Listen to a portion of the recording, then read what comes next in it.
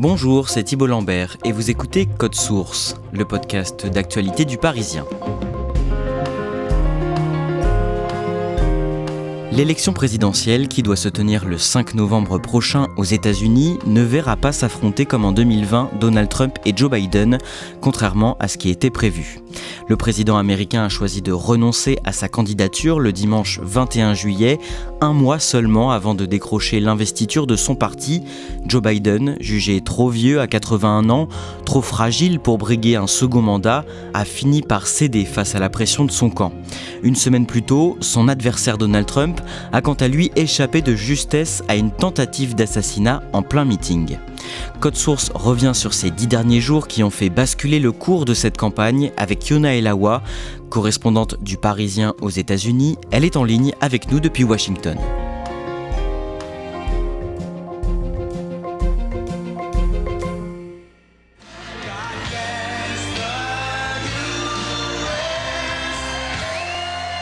Yona Elawa, le samedi 13 juillet, Donald Trump est en meeting de campagne à Butler, dans l'État de Pennsylvanie. Décrivez-nous l'ambiance au début de ce meeting et le début du discours de l'ancien président. Au départ, c'est un meeting comme les autres, assez festif. Vous savez, les gens, quand ils viennent voir Trump, ils viennent voir une sorte de spectacle. Donc ce jour-là, ce sont des milliers de personnes qui sont rassemblées sur un grand terrain qui sert d'habitude aux expositions agricoles. Il fait très très chaud.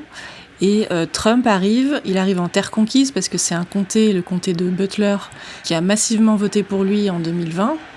Et commence son meeting, très exactement à 18h03, il monte sur scène, il démarre son discours. This is a big crowd. This is a big, beautiful crowd. Rapidement, il se met à parler d'un de ses thèmes de campagne favoris, c'est l'immigration.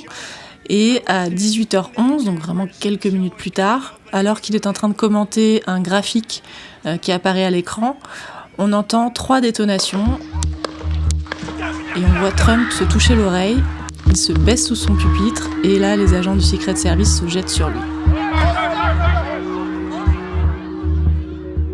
Vous nous raconterez plus en détail ce moment précis où la campagne présidentielle américaine a basculé et la semaine folle qui a suivi. Mais d'abord, on va résumer rapidement ce qu'il s'est passé les mois précédents. Commençons par la date du mardi 15 novembre 2022. Donald Trump, depuis sa maison de Mar-a-Lago en Floride, annonce son intention de se relancer dans la course pour la Maison-Blanche. Yona Elawa, à ce moment-là et dans les mois qui suivent, est-ce qu'il apparaît en mesure de l'emporter ? Pas vraiment. D'abord, il est assez isolé au sein de son propre parti républicain, parce que quelques jours avant, c'était les midterms, les élections de mi-mandat, et la droite s'attendait à ce qu'elle appelait une vague rouge qui allait déferler sur le pays, et puis finalement pas du tout. Elle récupère le contrôle seulement de la Chambre des représentants, mais avec une très faible majorité. Donc à ce moment-là, on considère que c'est Trump le responsable de ce mauvais résultat, notamment parce qu'il a refusé d'admettre qu'il avait perdu face à Joe Biden en 2020. Et il y a un deuxième élément, c'est qu'il y a des affaires en justice qui commencent à s'accumuler contre Trump, avec des menaces d'inculpation de toutes parts, de la part de tribunaux fédéraux, mais aussi locaux. Freedom. Personal freedom is fundamental to who we are as Americans. Le président américain Joe Biden officialise sa candidature 6 mois plus tard, en avril 2023. Yona Elawa, avant d'aller plus loin, rappelez-nous toutes les étapes par lesquelles Donald Trump et Joe Biden doivent passer avant d'être officiellement investis par leurs partis respectifs. Oui, alors les 2 grands partis organisent des élections qu'on appelle des primaires, qui permettent aux candidats de faire campagne pendant quelques mois et de débattre à plusieurs reprises. Et une fois le candidat choisi, en général, on a une bonne idée de son nom au printemps. Il doit être officiellement investi par les délégués du parti au moment de la convention, donc l'été avant l'élection. Joe Biden, en tant que président sortant, a le soutien de son camp, le Parti démocrate. Donald Trump, quant à lui, devance largement ses concurrents dans la campagne pour les primaires. Cette année, en mars 2024, malgré toutes les affaires qui pèsent sur lui, le milliardaire devance Joe Biden dans les sondages. Pourquoi ? En fait, alors que certains le disaient fini après les midterms, il va remonter petit à petit. D'abord, il montre qu'il est toujours maître dans son camp, et puis on se rend compte que les affaires en justice contre lui, qui vont se traduire vraiment par des inculpations au pénal, à New York ou en Géorgie, ou alors au niveau fédéral pour l'affaire des documents classés confidentiels, ou surtout pour l'affaire du 6 janvier, de l'attaque contre le Capitole. Et bien toutes ces inculpations vont asseoir encore sa domination dans les sondages. Elles valident la thèse qu'il brandit de la chasse aux sorcières. Lui se présente comme une sorte de martyr, de résistant persécuté par l'administration Biden. Et en face, justement, vous avez un Joe Biden qui a du mal à mettre en avant les réussites de son mandat, notamment au niveau économique. Les chiffres de l'emploi sont bons, la bourse est en pleine forme, la pauvreté a diminué, mais il y a l'inflation qui ces dernières années a été spectaculaire et le marché de l'immobilier est bloqué à cause de ça, à cause des taux d'intérêt qui ont augmenté, et ça, les Américains, ils ne lui pardonnent pas à Joe Biden. Au même moment, Yona Elawa, la santé de Joe Biden devient petit à petit un sujet majeur de cette campagne. Déjà, c'est pas nouveau. Il faut rappeler que même pendant la campagne 2020, on disait déjà que Joe Biden était trop vieux pour être candidat. Mais au final, avec seulement 3 ans de différence avec Trump, aujourd'hui Biden il a 81 ans, Trump a 78 ans, on a plutôt retenu l'idée d'un duel entre seniors. Le problème, c'est que ces derniers mois, Joe Biden, il multiplie les gaffes. Quand il fait des apparitions en public, il a du mal à se déplacer, il a parfois le regard complètement hagard. Et puis, évidemment, tout ça, c'est capturé en vidéo et ça tourne en boucle sur les réseaux sociaux. Vous avez aussi le procureur spécial Robert Hur qui était en charge de l'enquête sur les documents classés confidentiels. C'est l'enquête qui visait Joe Biden cette fois. Et dans son rapport, il explique qu'il ne va pas inculper Joe Biden, mais par contre, il le décrit comme un homme âgé qui a la mémoire défaillante. Il dit par exemple qu'il ne se souvient pas de la date de la mort de son fils Beau. Donc ça c'est vraiment assez explosif comme témoignage. Et puis vous avez aussi un papier du Wall Street Journal qui sort début juin et qui fait remonter des témoignages de proches collaborateurs de Joe Biden qui disent qu'il est sénile, en somme. Donc tout ça, immédiatement, c'est démenti par la Maison-Blanche, évidemment. La Maison-Blanche, elle rétorque que Donald Trump, lui aussi, fait des gaffes. Alors, certes, c'est vrai, Donald Trump, il fait des gaffes, il radote, parfois il est complètement décousu, il raconte n'importe quoi, mais il dégage une telle énergie sur scène que le contraste finalement entre les deux hommes, malgré la faible différence d'âge, il est assez fort. Le jeudi 27 juin, un premier débat télévisé est organisé sur la chaîne CNN entre Donald Trump et Joe Biden. Et pendant ce débat, qui est considéré comme le véritable lancement de la campagne présidentielle, le président livre une prestation complètement catastrophique. Catastrophique, oui, c'est le mot. C'était vraiment difficile à regarder. Vous avez un Joe Biden qui perd complètement le fil de ses pensées. Il finit pas ses phrases, il trouve pas ses mots. Eligible for what I've been able to do with the COVID. With dealing with everything we have to do with. Look, if we finally beat Medicare. Thank you, President Biden. President Trump. Et à l'inverse, quand c'est au tour de Trump de parler, Biden le regarde mais complètement hagard, la mâchoire décrochée. On a vraiment l'impression qu'il est ailleurs et surtout l'impression qu'il fait pas le poids face à Trump. Et Trump, je dois quand même le souligner, en face, il en profite pour raconter mensonge sur mensonge, par exemple sur l'immigration ou sur l'économie. Mais comme en fait, dans ce genre d'exercice de débat, la forme compte plus que le fond, ça passe comme une lettre à la poste pour Trump. Et donc ce débat, il profite vraiment à Donald Trump ? Oui, bien sûr. Déjà parce que objectivement, il a livré une meilleure performance que Biden, il n'y a pas photo, encore une fois sur la forme. Et ensuite parce que dès la fin du débat ce soir-là, la maison démocrate commence à craquer. C'est-à-dire que les médias rapportent que déjà, à ce moment-là, dans les cercles de pouvoir du parti, vraiment quelques minutes après la fin du débat, on commence à évoquer la possibilité d'un autre candidat. Ce qui est quand même assez énorme à 4 mois de la présidentielle, et dans un parti qui jusqu'ici avait réussi à dépasser, si vous voulez, ces différences. On en revient au début de cet épisode. Yona Elawa, le samedi 13 juillet, à Butler, en Pennsylvanie. Il est 18h11, Donald Trump est seul sur scène, entouré d'une foule de supporters. Il est derrière son pupitre et déroule son discours, quand tout à coup, on entend des détonations.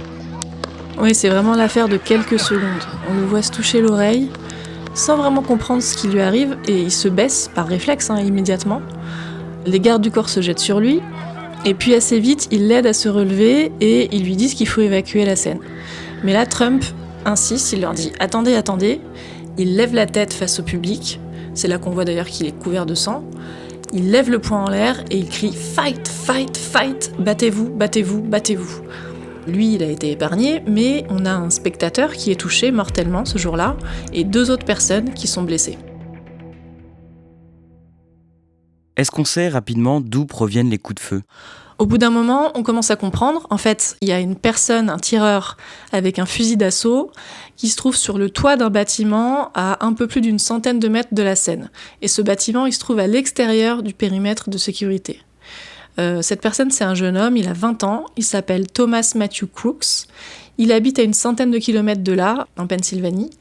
Et on ne sait pas grand-chose, et d'ailleurs on ne sait toujours pas grand-chose de lui, si ce n'est qu'il était adhérent au Parti républicain, mais qu'il avait fait un don à une organisation progressiste. En seulement quelques minutes, la photo de Donald Trump, le visage ensanglanté, le poing levé, fait le tour du monde. Il y a tout de suite un effet de sidération. Oui, en fait, il y a quelques photographes qui ont réussi à s'approcher de la scène au moment du drame et qui ont pris des clichés spectaculaires. Il y a celui d'Evan Vucci, notamment de l'agence AP. C'est peut-être celui que l'histoire retiendra en raison de sa composition. Vous avez un Trump, le regard défiant, le poing levé, encadré par ses agents de sécurité. Il est comme abrité par le drapeau américain qui flotte au-dessus de lui, à sa droite. Vraiment, on dirait un tableau, cette photo. Et d'ailleurs, le camp Trump, très vite, il en prend conscience et il va utiliser cette image pour sa campagne. 2 heures après cette tentative d'assassinat, le président Joe Biden prend la parole depuis la Maison-Blanche. Qu'est-ce qu'il dit ? Il dit qu'il n'y a pas de place pour ce genre de violence en Amérique. Il appelle à l'apaisement et à l'unité. There's no place in America for this kind of violence. It's sick. It's one of the reasons why we have to unite this country. We cannot allow for this to be happening. We cannot be like this. À ce moment-là, il est dans sa maison de plage du Delaware, et puis, parce que c'est le week-end, vous savez, et donc il va retourner en urgence à la Maison-Blanche ce soir-là pour suivre le déroulement de l'enquête. Melania Trump, la très discrète ancienne première dame, la femme de Donald Trump, s'exprime à son tour sur les réseaux sociaux. Elle désigne le tireur comme, je cite, un monstre qui a tenté d'éteindre la passion de son mari. Le patron du réseau social X, Tesla et de SpaceX, Elon Musk, apporte dans la foulée son total soutien à Donald Trump. Oui, alors on savait depuis un moment on savait de quel côté penchait Elon Musk politiquement, plutôt à droite bien sûr, mais là c'est la première fois officiellement qu'il lui apporte son soutien. Et quelques jours plus tard, on apprend qu'il compte donner 45 millions de dollars par mois à ce qu'on appelle une PAC, un comité d'action politique. En fait, c'est un groupe qui est géré indépendamment de la campagne officielle, mais qui œuvre pour le candidat Trump en l'occurrence. Le dimanche 14 juillet, quelques heures seulement après avoir été touché à l'oreille, Donald Trump livre ses premières déclarations à la presse. Au journal Le New York Post, qu'est-ce qu'il dit dans cette interview ? C'est une interview assez grave. Il dit qu'il ne devrait pas être là, qu'il devrait être mort, qu'il a vécu une expérience surréaliste. Il dit que c'est un miracle qu'il soit là. Il rend aussi hommage aux agents du Secret Service qui l'ont évacué. Et il félicite le sniper qui a immédiatement tué d'une balle dans la tête le tireur. Yona Elawa, dans les 48 heures qui suivent cette tentative d'assassinat, l'attention médiatique se porte sur ce drame. Les démocrates se retrouvent donc empêchés par les circonstances de faire campagne. L'heure est à la retenue. C'est même plus une question politique, c'est une question de morale, une question d'éthique. Donc on retient ses coups, on appelle à l'apaisement, à l'unité, on condamne toute forme de violence politique. Le problème, c'est que ce week-end-là, le débat sur la candidature de Joe Biden était en train de monter en puissance. Et que juste avant la tentative d'assassinat, on s'attendait à ce qu'un grand nombre d'élus démocrates appellent Joe Biden à se retirer. Du coup, ce qui arrive à Trump, ça met un petit peu un coup d'arrêt à cette polémique, en tout cas publiquement, et ça offre un répit à Biden. Alors certes, il peut plus vraiment attaquer Trump pendant quelques jours, mais lui-même peut respirer un petit peu, et il peut espérer prouver à son camp qu'il est toujours le maître à bord. Le lundi 15 juillet, quelques heures avant l'ouverture de la convention du Parti républicain, qui doit officiellement investir un candidat pour la présidentielle de novembre, Donald Trump apprend qu'il vient de remporter une bataille judiciaire. Laquelle ? Alors, il s'agit de l'affaire fédérale des documents classés confidentiels. C'est une affaire qui a été chapeautée par une juge de Floride qui avait été nommée par Donald Trump. Et donc ce jour-là, la juge, elle affirme que les charges retenues contre Trump sont rejetées parce que son argument, c'est que la nomination d'un procureur spécial dans cette affaire aurait violé la Constitution.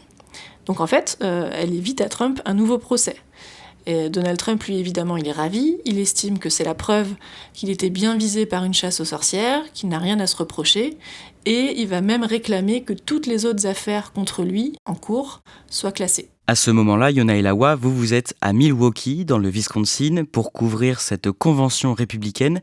Quel est l'état d'esprit des militants avant l'arrivée de Donald Trump sur place ? Ils sont tous derrière leur champion, c'est Trump le miraculé, Trump le survivant qu'ils attendent.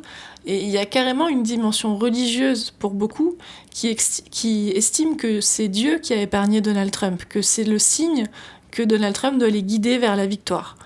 À ce moment-là, on a complètement oublié les querelles entre les partisans de Nikki Haley et les autres. Le mot d'ordre, c'est vraiment l'unité du Parti républicain. Décrivez-nous l'entrée de Donald Trump dans le Pfizer Forum, cet immense complexe où se tient la convention du parti. Alors, chose inhabituelle, il va apparaître dès le premier soir de la convention. Normalement, vous savez, le candidat arrive le dernier jour pour son discours. Là, donc, il arrive dès le lundi. Il arrive en musique, c'est très solennel. C'est la première fois qu'il prend un bain de foule depuis la tentative d'assassinat. Il s'avance dans la salle de la convention avec un grand carré blanc pour lui bander l'oreille. Il a un air grave, il sourit mais on sent bien qu'il est ému. Et la salle est complètement électrisée, c'est une ovation pour Donald Trump au cri de « Fight, fight, fight ». Battez-vous, battez-vous, battez-vous. Vous savez, ce sont les mêmes mots qu'il avait prononcés donc 2 jours plus tôt quand il a échappé à la mort. Juste avant son arrivée, Donald Trump a dévoilé le nom de son colistier, celui qui deviendra le vice-président des États-Unis en cas de victoire. Il s'agit de James David Vance, 39 ans, sénateur de l'Ohio. Pourquoi ce choix ? C'est le choix de la continuité, même s'il faut quand même souligner qu'au début, il a beaucoup critiqué Trump, ce J.D. Vance, comme beaucoup d'ailleurs au sein du parti, et puis il a fini par se rallier à Donald Trump. Certains disent qu'il apporte pas grand-chose au ticket présidentiel parce qu'il ressemble beaucoup à Donald Trump, à la fois dans le style et dans les idées, mais en plus jeune. J.D. Vance, il est connu pour son livre « Hillbilly Elegy », qui parle de son enfance difficile dans une ancienne zone industrielle de l'Ohio. En fait, si vous voulez, il parle à l'Amérique masculine et blanche, l'Amérique déçue par la mondialisation, et il comprend assez bien l'électorat de Trump. Il est vraiment considéré comme l'héritier direct de son idéologie. En le nommant Trump, il courtise des États du Midwest. Ce sont les États de Pennsylvanie, du Michigan, du Wisconsin. Ce sont vraiment des États cruciaux qu'il doit à tout prix gagner en novembre. Au deuxième jour de la convention républicaine, le 16 juillet, les anciens rivaux de Donald Trump décident de lui apporter leur soutien. Oui, vous avez Ron DeSantis et Nikki Haley notamment qui se succèdent à la tribune et qui s'alignent derrière Trump. Donald Trump is clear about who is our friend and who is our enemy. En fait, ils n'ont plus vraiment le choix. Le parti républicain, maintenant, c'est Trump. C'est rien que Trump. Pour Nikki Haley, notamment, c'est assez énorme parce qu'elle avait résisté très longtemps avant de jeter l'éponge. Elle insistait vraiment sur ces différences idéologiques majeures entre elle et Trump. Et puis maintenant, elle rentre dans le rang comme les autres. Le lendemain, le président américain Joe Biden annonce qu'il a été testé positif au Covid-19 et qu'il doit respecter une période d'isolement. Yona Elawa, ça tombe vraiment au pire moment pour lui. Oui, c'est le cas de le dire. Vous avez un Trump qui semble avoir une chance inouïe entre cette tentative d'assassinat qui échoue littéralement à un cheveu, cette décision de justice en sa faveur, plus cette unité du parti derrière lui. Et en face, vous avez Joe Biden, contesté dans son camp, affaibli, et qui maintenant doit s'isoler parce qu'il a le Covid. Vous vous rendez compte, le contraste est vraiment terrible. Le jeudi 18 juillet, au 4e jour de la convention, Donald Trump prend la parole. Il prononce un discours pour accepter l'investiture républicaine. Qu'est-ce qu'il dit à la tribune ? Alors c'est un discours très attendu, déjà parce que c'est son discours d'acceptation, donc assez solennel. C'est censé donner la direction du reste de la campagne, avant l'élection du 5 novembre. Ensuite, c'est la première fois qu'il prend la parole depuis la fusillade. Et il a fait monter le suspense avant ça, en disant que ça l'avait obligé à tout réécrire, qu'il appellerait à l'unité du pays. Vous savez, ça fait plusieurs jours qu'on nous vend un nouveau Trump, un Trump plus présidentiel, au-dessus de la mêlée, comme si l'expérience l'avait assagi. Et ben autant vous dire que c'est raté. Déjà c'est super long, 1h30 de discours. Vous avez des spectateurs dans la salle qui n'attendent qu'une chose, c'est que ça s'arrête. Et ensuite, alors certes au début du discours, il va revenir sur son expérience d'avoir frôlé la mort. Il dit qu'il devrait pas être là. There was blood pouring everywhere, and yet in a certain way I felt very safe because I had God on my side. I felt that. Il rend hommage aux spectateurs décédés, il appelle à l'unité, ok. Mais alors très vite, il sort du script, et là, ça se transforme en un medley interminable de ses meetings de campagne avec des propos parfois décousus, incohérents, des invectives contre les démocrates. Bref, l'ancien Trump est de retour, et le naturel revient au galop. Le dimanche 21 juillet, un peu avant 14h, à l'heure de Washington, Joe Biden annonce dans une lettre aux Américains qu'il renonce à maintenir sa candidature à l'élection présidentielle. Yona El-Hawa, quels sont ses mots et qu'est-ce qui l'a finalement convaincu de passer la main ? Dans sa lettre, il commence par faire la liste de ses accomplissements en tant que président, donc au niveau de l'économie, de la santé, des armes à feu, du climat, et puis il écrit « Ce fut le plus grand honneur de ma vie de vous servir en tant que président, et même si j'avais l'intention de me représenter, je crois que cela vaut mieux pour mon parti et pour le pays que je me retire et que je me concentre sur mes devoirs de président jusqu'à la fin de mon mandat. » Donc ça veut dire qu'il va continuer, ça c'est important, qu'il va continuer son mandat jusqu'à janvier. Et qu'est-ce qui l'a convaincu ? Eh ben, on en a parlé, 3 semaines de pression intense dans son camp. Et Dieu sait qu'il a résisté, il était soutenu par sa famille pour continuer. Ce week-end d'ailleurs c'était particulièrement haletant parce qu'on avait vendredi des infos qui nous disaient que son désistement n'allait vraiment plus tarder, que c'était juste une question d'heure. Et puis samedi matin, son équipe annonce qu'en fait non, il reste candidat et il va même faire campagne la semaine prochaine. En fait, avec le recul, on se dit que c'était peut-être juste une façon de gagner du temps. On sait d'ailleurs là qu'il a parlé avec Kamala Harris notamment avant de publier sa lettre. Dans la foulée, Joe Biden apporte son soutien sur le réseau social X à sa vice-présidente Kamala Harris. Cela veut dire qu'elle est en bonne voie pour être investie par les démocrates fin août. Que ce soit elle ou un autre candidat, en tout cas, on peut dire que cet événement historique relance la campagne des démocrates. Complètement. On pensait assister à l'affrontement entre 2 candidats qu'on connaissait déjà, qui ont tous les deux plus de 75 ans. Ça faisait vraiment pas rêver les Américains. Là, tout est relancé. Alors ça veut pas dire que Kamala Harris va gagner, attention, dans les sondages, elle fait légèrement mieux que Biden, mais a priori, Trump est quand même en tête face à elle. En revanche, il reste 3 mois et demi même. Et un nouveau candidat, ça relance la dynamique. Déjà la dynamique des dons. À l'heure où je vous parle, là on est dimanche après-midi, la presse américaine, elle rapporte déjà une avalanche de dons pour les démocrates 1 heure après l'annonce de Biden. Et on sait que l'argent c'est très important dans les campagnes américaines. Et ensuite, il y a la dynamique des thèmes de campagne. Vous avez, partons du principe que ce sera Kamala, la candidate. Vous avez une Kamala Harris qui s'est beaucoup investie sur le sujet de l'avortement, par exemple. On sait que ça va être un sujet fort. La question de l'âge, ensuite. Le candidat trop vieux, maintenant, c'est plus Biden, c'est Donald Trump. Et puis la question de la démocratie.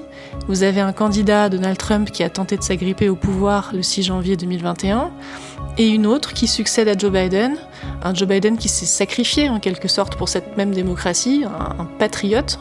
Tout ça, ça va être mis en valeur par le camp démocrate. D'ailleurs, c'est déjà le cas. Ce sont les mots, les mots que je viens d'utiliser, le mot de patriote, c'est le mot qui est utilisé par Barack Obama quand il vient de réagir à l'annonce de Joe Biden. Donc voilà, c'est en train de se mettre en place. Ça va se mettre en place dans les prochains jours, mais en tout cas, c'est passionnant et on va suivre ça de près, évidemment.